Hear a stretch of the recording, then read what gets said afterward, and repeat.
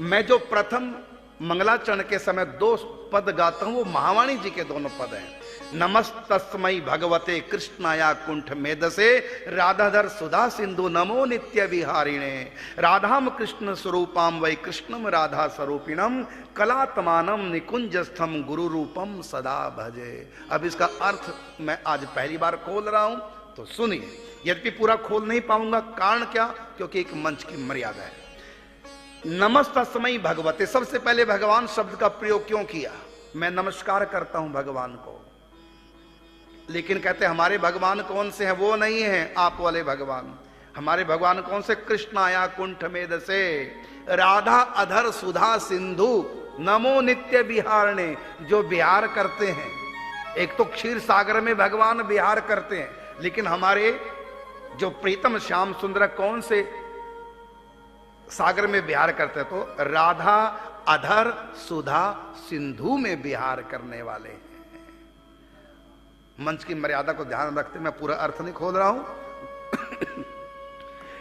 तो ऐसे ठाकुर जी हमारे श्री राधाधर सुधा सिंधु बिहारी, यह है निकुंज के ठाकुर जी।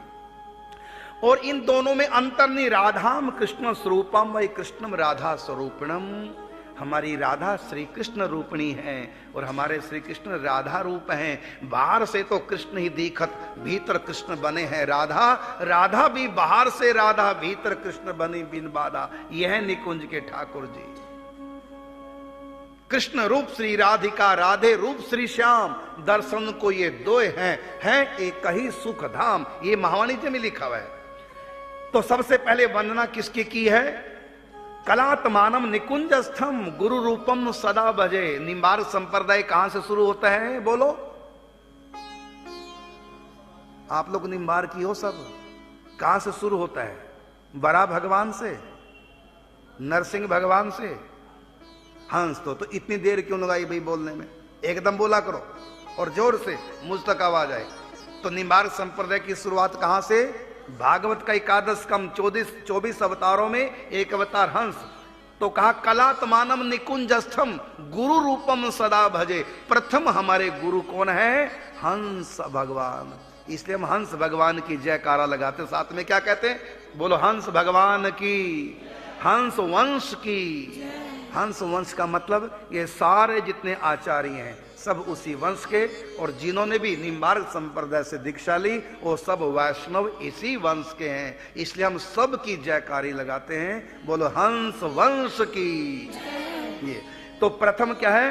कहा कि कलात्मानम निकुंजस्थम, निकुंज के भीतर जो प्रिया प्रीतम है उन्हीं की कला अवतार कौन? गुरु रूपम, जो गुरु रूप में है। तो यहां पर हंस भगवान सीधा सीधा कह देते, इसलिए नहीं कहा क्योंकि हंस पुल्लिंग शब्द है और कृष्ण के सिवा कोई भी पुरुष का नाम इस ग्रंथ में लेना नहीं। क्योंकि ये ग्रंथ क्या है? इस ग्रंथ का परिचय क्या है? तो इसी में लिखा है सिद्धांत सुख में कि निज घर श्यामा श्याम। ये निकुंज है ग्रंथ के रूप में, और निकुंज में कृष्ण के सिवा कोई दूसरा प्रवेश नहीं कर सकता है। इसलिए यहां प्रथम गुरु हंस भगवान का नाम नहीं लिया, बल्कि क्या लिया कि निकुंजस्थम कलात्मानम, निकुंज में जो प्रिया प्रीतम है उन्हीं की कला। और बताइए, कला स्त्रीलिंग है या पुल्लिंग है? कला। इसके पास बहुत बड़ी कला है। ये कोई नहीं कहता इसके पास बहुत बड़ा कला है। बड़ी बड़ी किसके लिए प्रयोग होता है? स्त्री के लिए। तो यहां पर क्या कहा गया हंस भगवान को? तो पुरुष का नाम तो लेना नहीं। तो क्या कहा गया कि निकुंजस्थ, अर्थात तो निकुंज में जो स्थित प्रिया प्रीतम है उन्हीं की कला। कला स्त्रीलिंग है। और किस रूप में? गुरु रूपम सदा भजे, गुरु रूप में आई है, मतलब हंस अवतार। संकेत में नाम लिया गया क्योंकि पुरुष का नाम लेना इस ग्रंथ में वर्जित है। फिर उसके बाद गुरु कौन है? बताइए, हंस भगवान ने किन को शिक्षा दीक्षा दी? जोर से बोलो। सनकादिक को। तो सनकादिक को क्या नाम है? सनक, सनंदन, सनातन और सनत, ये चार नाम है। अब गुरु की वंदना करनी, दूसरे नंबर के गुरु। अब गुरुओं के पुरुष रूप का नाम नहीं लेना, तो उनका निकुंज में जो सखी स्वरूप उनका नाम लिया। क्या? हरणीम हारणीम हृणाम हृताम चतुर्क्रियाम कौमारीम सत्तम वंदे तप्त चामी कर प्रभाम। तो किस ढंग से नाम लिया? इनको कुमार भी कहते हैं। चारों को एक नाम क्या है चारों का? कुमार। लेकिन यहां क्या कहा, कौमारीम। यहां कुमार न कहकर क्या किया, कौमारीम, मतलब कुमारी, मतलब कन्या है, स्त्रियां।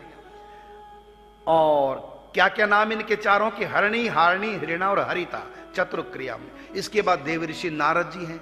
उसके बाद गुरु गद्दी पर बैठे देव ऋषि नारद जी।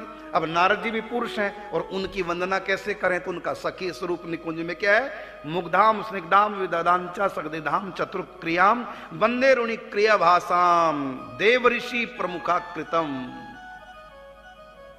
यहां भी पुरुष का नाम नहीं लिया, इशारा कर दिया देव ऋषि, लेकिन नाम नहीं लिया नारद, क्योंकि पुरुष है। फिर आगे, फिर उसके बाद कौन गद्दी पर बैठे, नारद जी के बाद इस संप्रदाय में निम्बारक भगवान। तो निम्बारक तो पुरुष का नाम हो गया आचार्य का, तो उनका सखी स्वरूप क्या है, बोलो। निम्बारक भगवान का सखी स्वरूप जोर से बोलेंगे, रंग देवी जी महारानी। तो आगे लिखा हुआ है कि सिंजन नूपुर पाद पद्म युगलाम हंसीम गतिम विव्रतिम चंचद कंजन मंजुलोचन युगाम पीनो लसत कंधराम शुंभत कांचन कंकण द्युति मिलित पाणो चल चामराम कुर्वाणाम हरि राधिको परी सदा श्री रंग देवी बजे। तो उनकी प्रशंसा करते हुए महिमा मंडन करते रंग देवी जी की। अब बताओ, रंग देवी जी के बाद, मतलब निम्बारक भगवान के बाद इस गद्दी पर कौन बैठे, श्रीनिवासाचार्य जी। उनका सखी स्वरूप क्या है, नव्यवासा। तो नव्यवासा के बारे में लिखा हुआ है। अब स्तुति करे अगले गुरु की, नव्याम नूतन चीर धारण पराम नील प्रभा द्योतिताम नीलेंदी वर सुंदर वर दीर्घ सुंदर दृशाम नीलम निरक्षत द्वयनम वृंदारण्य निकुंज वास मुदिताम राजीव नेत्रम हरिम ध्यायंतिम धरणी स्त्रीण मनसा श्री नव्यवासाम भजे। मैं नव्यवासा को नमस्कार करता हूं। फिर उसके बाद कौन से, विश्वाभा सखी। तो लिखा कि वचन मृसागरायतीम गमने मत सुरद्वीपायतीम हमने स्नेह मल मुक्ति कायतीम सत्यम श्री सखी विश्वाभाम भजे। इस प्रकार श्री भट्ट जी तक समस्त गुरु परंपरा की स्तुति। इसलिए निम्बार्क संप्रदाय से जो दीक्षित हो जाते हैं उनको पूरे निम्बार्क संप्रदाय हंस भगवान से लेकर के वर्तमान गुरु तक जितने भी आचार्य हुए हैं उन सब का नाम लेकर के प्रणाम करना होता है, तब गुरु मंत्र जप करना है, निकुंज वाला मंत्र। इस प्रकार सबको प्रणाम। अंत में श्री हिताम, श्री हित सजनी सखी को प्रणाम करके और फिर जयति जयति राधिके जयति जयति, तो जय हो हमारी किशोरी जी के। इस प्रकार महावाणी जी, तो जितनी भी लीलाएं महावाणी जी की हुई हैं ये हरि प्रिय सखी। हर पंक्ति में पद के अंतिम में जो कवि की छाप लगती है, यहां तक कि इसमें राग भी लिखे हुए हैं, कौन सा पद किस राग में है, अलग अलग समय का अलग अलग राग। अब बताओ, राग पुरुष होते हैं कि स्त्रियां, बोलो हैं? राग स्त्री होते हैं कि पुरुष? पुरुष होते हैं। तो राग तो इसमें हो ही नहीं सकते, रागों के नाम। इसलिए रागों के नाम भी स्त्रियों के नाम पर लिखे हुए हैं, क्योंकि यहां पुरुष का नाम लिखना नहीं, इसे राग नहीं, रागनियां। और देखिए सुभरवा, 4 ही सुभरवा। भैरव राग पुरुष है और भैरव राग के जो पद हैं, तो भैरव तो लिखना नहीं इस ग्रंथ में पुरुष का नाम, तो क्या लिखा, सुभरवा ये सखी का नाम है। और गंधार ये पुरुष का नाम, गंधार राग, उसमें क्या लिखा, गंधा। इसी प्रकार नाम है रागों के, लेकिन उनको स्त्रियों के नाम से, स्त्रीलिंग नाम सब रागों के इसमें लिखे हुए हैं। तो जितने भी राग होते हैं पुल्लिंग है, लेकिन निकुंज में रागों का प्रवेश नहीं, वहां रागनी है, तो स्त्री सूचक नामों से ही सबका संबोधन। रागों का भी वहां प्रवेश तब है जब वो सखी स्वरूप में हो। तो वहां इंदु लेखा सखी की जितनी भी यूथ की सखियां हैं सब रागों की अधिष्ठात्री देवी हैं। तो राग भी निकुंज में रागिनी बन करके प्रवेश करते हैं। और जैसे कि मैंने कहा कि कवि जब भी कविता लिखता है तो अंतिम में अपने नाम की छाप देता है। तो यहां श्री हरि व्यास जी ने पूरा ग्रंथ लिखा, लेकिन छाप किसकी लगाई? श्री हरि प्रिया। जैसे मीरा छाप लगाते ना अपने नाम की, मीरा के प्रभु गिरधर नागर, यहां श्री हरि प्रिया की छाप लगाई है। तो यह ग्रंथ किसने लिखा है? श्री हरि प्रिया सखी ने। निकुंज से हरि प्रिया सखी आती है और उन्होंने इस ग्रंथ को लिखा। तो जो भी निकुंज की उपासना करना चाहें उनके लिए दो ग्रंथ, एक श्री श्री भट्ट जी महाराज के द्वारा रचित युगल शतक और उसके बाद श्री महावाणी जी। ये कह लो कि युगल शतक का भाष्य है श्री महावाणी जी।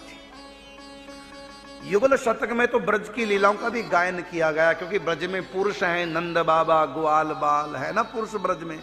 लेकिन इसमें ब्रज की लीला इसलिए नहीं लिखी कि वहां तो पुरुष भी हैं, लेकिन निकुंज में कृष्ण के सिवा कोई दूसरा पुरुष प्रवेश नहीं कर सकता।